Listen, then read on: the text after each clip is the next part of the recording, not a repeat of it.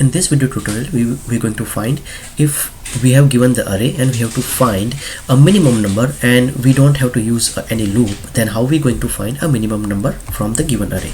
So this is my array and these are the numbers in that array. So what we're going to do, we're going to use our math function. So we're going to write math and dot, and we say m, and then we will have some option. We're going to choose min because we want a minimum number from that array.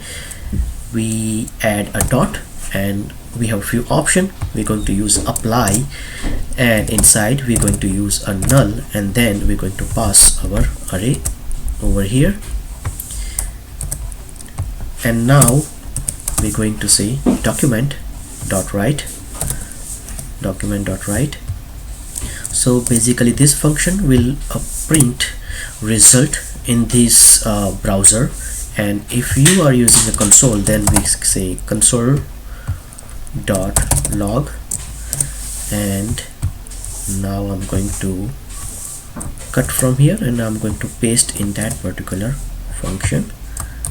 And if I save, here is result 2, because we have a minimum number is 2 in our array, and this is also in console.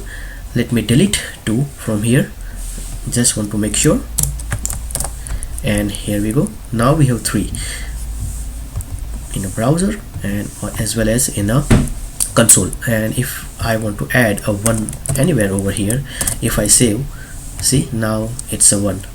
So that's how you're going to use math.min function if you don't have to use a loop to just print a minimum number from array. Hope you learned something new.